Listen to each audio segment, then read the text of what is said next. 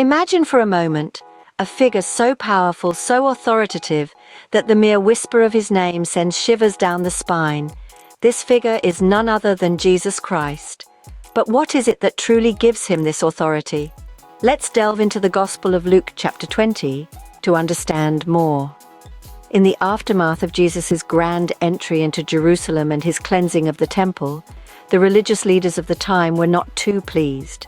They saw Jesus as a threat to their authority and were constantly plotting ways to entrap him.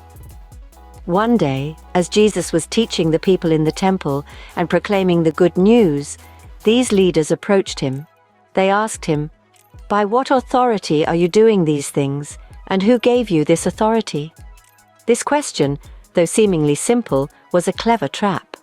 If Jesus had said his authority was from men, he would be accused of disrespecting the religious leaders and causing disorder in the temple.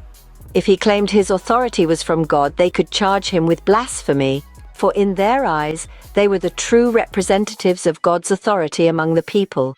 The world, then and now, often confuses power with authority.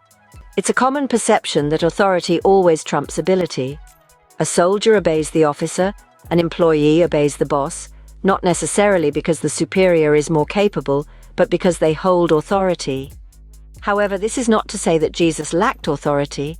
His first coming to earth in human form wasn't to be a political king, but to spiritually save humanity from sin and darkness. As stated in Philippians 2:10, "At the name of Jesus every knee should bow, in heaven and on earth and under the earth." True authority doesn't need to be asserted. It naturally emanates from the words and actions of those who possess it. Jesus was such a person. The Bible teaches us that all authority comes from God and that we should submit to it. Although God is the source of all authority, people often don't seek him when it comes to matters of authority. Even within the church, those in key positions might not be God-appointed or chosen. After all, the church is made up of imperfect humans.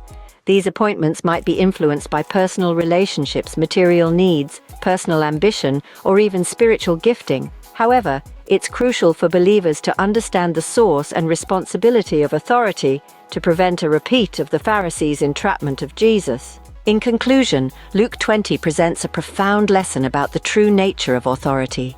Jesus, with his divine authority, stood against the religious leaders of his time, teaching us that authority is not about power, but about service, responsibility, and ultimately love.